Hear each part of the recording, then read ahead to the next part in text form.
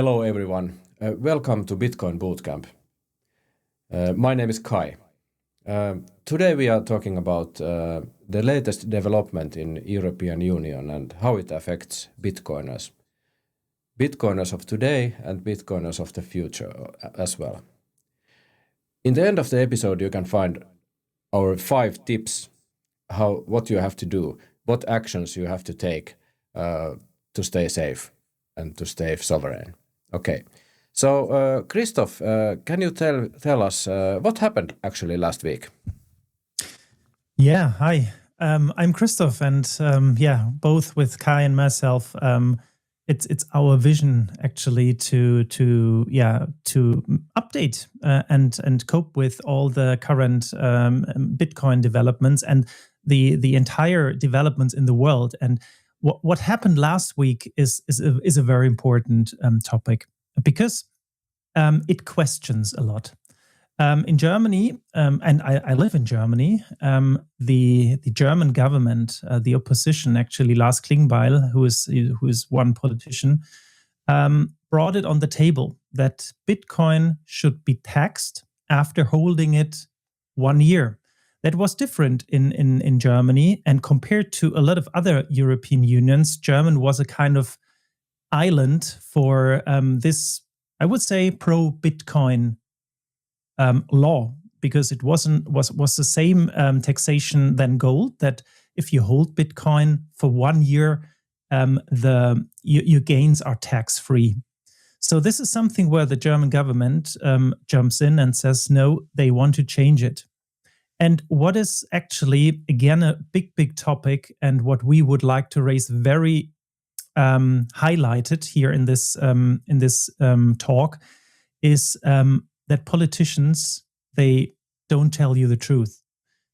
Because Merz in Germany, the chancellor, and a lot of politicians from his party, CDU, they mentioned that they don't touch upon the topic because Bitcoin is a kind of commodity like gold, and therefore they don't touch it because it has the same, let's say, same taxation than gold, Bitcoin. So what is a big question to me, and this is also maybe, Kai, where you can bring in your Finnish perspective. How is it in Finland? And at the end, did it affect, let's say, Bitcoiners at the end? This would be my first question. And the second question, how do you feel when other countries and also the EU Parliament are talking about these kind of taxes, especially because a lot of people in Germany, they say, well, if you tax shares, you need to tax Bitcoin as well. How do you feel about those kind of statements? In short, I support a minimum state and also lowest possible taxations and so on. In Nordics we have had taxation already, so I feel of course that the direction of the development is going to the wrong direction. I mean, taxation should be equal, of course, in EU, and the lowest possible taxation should be in place, I think.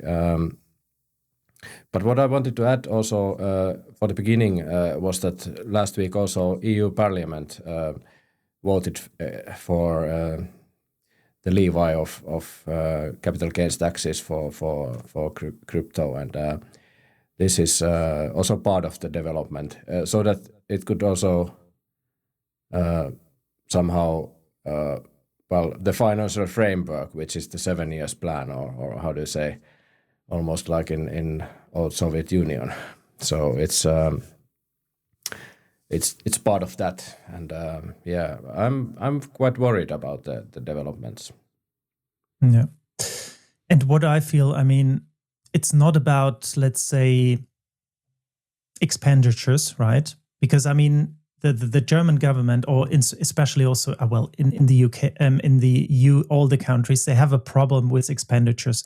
So what goes out is much more than the income. And I mean, the incoming taxes are at a level which is all-time high, and despite the fact it's not enough, right? I mean, the expenditures of the government, is higher, and I'm wondering why this is the case. Because I mean, if you would run the government or the EU like a company, you would be bankrupt at a specific time. I mean, how do you see it actually as this kind of double hammer, I would say, from EU and all over the European countries, especially also when it comes to entrepreneurship? I mean, you are an entrepreneur, and if you would run your company like the government, you wouldn't exist as an entrepreneur anymore. So,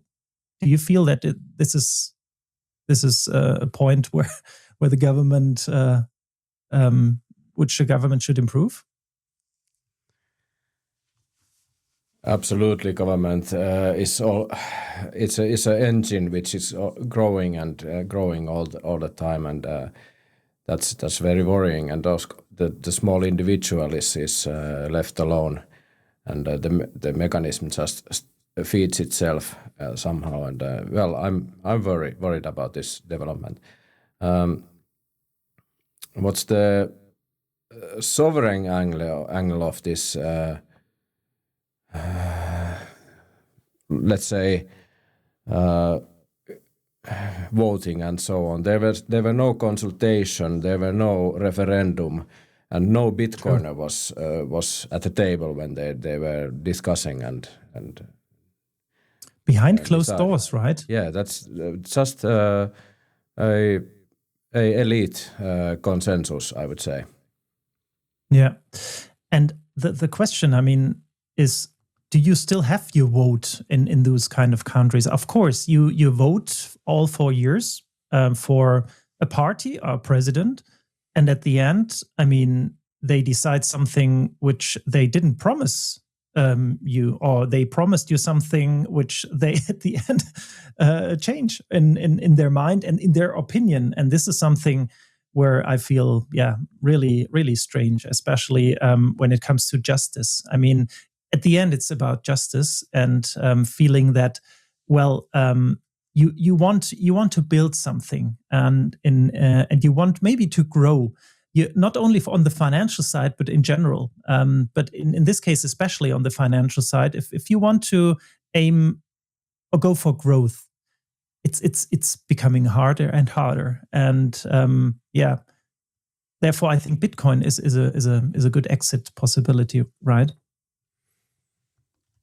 Looks like that at the moment.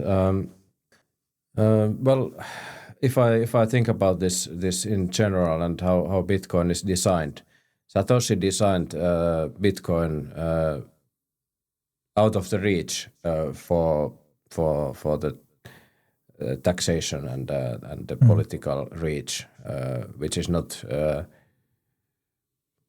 fiat is not. Yeah, exactly. You mentioned that Satoshi was designing a concept without any counterparty. And counterparty can be a bank, a counterparty can be the government, right? Where you risk losing value because of raising debt. And I was looking at an interview with one German guy, and he was saying, as long as the debt will raise, Bitcoin is a safe haven. And this is something where you always have to bear in mind. Bitcoin is a great exit possibility because there is no politician which tells you today A and tomorrow tells you B, or the coalition and the opposite party will tell you B. So this is something which is a really important topic. I mean, when it comes to debt expenditures and government income through taxes. Well, yes, and the EU borrowed 800 billion jointly under the Next Generation EU during COVID. And that's a big problem because that's starting from 28 to be paid back, and takes 30 years. So it's money stolen from the future generations, I think, and it's simply wrong, I think. Yeah, it's not fair. And when you think about your children, I mean, I'm father, and I'm thinking also about, let's say, how to assure that they don't need to cover the debt which we are spending today, or the government is spending today. And therefore, I think, yeah, Bitcoin is a very important thing, and especially to also fight for your rights and fight for freedom. Because what I feel that the higher the taxes, the more taxes, and we are not talking only about taxing crypto or taxing Bitcoin. There is also a lot of initiatives, taxing sugar, taxing cigarettes, and taxing so much stuff, right? Even after you have your income, your monthly income is taxed, there is much more taxes. And at the end, I mean, don't think that sugar companies they will pay it. At the end, it's the end consumer who will pay the tax, because it will be just handed over. So a very important lesson is that, for me, fight for your freedom. What is your lessons learned, Kai? Well, at least if we look at the Nordics and, for example, Finland, Finland is running deficits and taxation is high. So high taxation is not the answer to getting out of the deficit. And Sweden is also running tightly, and even the oil rich Norway is getting some pressure around this. So taxation is not the answer, in my opinion. Yeah, I mean, to also be honest, we don't know the details yet. What is EU putting together? What kind of law? This is something we have to be here also clear. We know that there is something coming, but we are not knowing exactly what. Nevertheless, we told you that at the end you will get some tips from our side. So what kind of points Bitcoiners can do, Kai, at the moment to be on the safe side here? The first and most important thing is have your documentation ready and up to date. That's my opinion.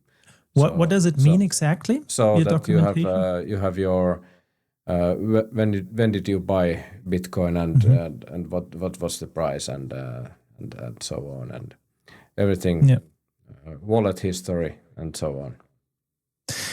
And there is great tools who can support you. I think even AI can support you putting that together. But this is, I think, an important point. Another important point from my point of view is self-custody. Stay flexible. Don't think that when the laws kick in, that on your exchange, you can just simply withdraw your Bitcoin without getting taxed. So this is, I think, also something. We have actually spoken about self-custody in a previous episode, so we can link it somewhere up here, and you can check it out. Yeah, very important topic. What else? Well, of course, compare the countries, compare the jurisdictions, and we are not, stuck in a bad jurisdiction and so on. We can move. We can take our stuff and leave the country and leave EU if it's necessary. So Switzerland, Singapore, Hong Kong, El Salvador, Czech Republic in EU, Portugal in EU as well. Compare those choices and decide on your situation. What's the best location, maybe. Very good point. Have a plan B. This is also what I have in mind. A plan B is always necessary. Don't trust, or don't think that external parties will solve your dream life. Don't think that the government will cover all your costs when you're in pension, right? This is something you have to solve. And this means self-sovereignty. you need to become responsible not only for your financials but also for your vision, your dreams, and your life. This is a very important topic. I also know, Kai, that not everybody can just leave the country from one day to another, especially when you don't have kids. Do you have any, let's say, advice for families who I would feel go that back to the action number 4, which is hold your horses. So don't do any rushed decisions. Take care. Make sure your decision is right when you do it, so that you know. In July we hear about Germany, what's happening. Then comes the decision about that, and EU negotiation outcomes also come step by step later on. Yeah. And one important point: don't sell your Bitcoin. Never sell your Bitcoin, because I mean, if you don't sell your Bitcoin, you won't be taxed. Hopefully, I mean, there is like crazy stuff which I've heard of in the Netherlands, where they consider taxing unrealized gains, which is just a crazy idea. Okay, and action 5 is build your self-sovereignty layer by layer. I mean, hardware wallet, multi-sig where it's necessary, and do some geographic diversification as well.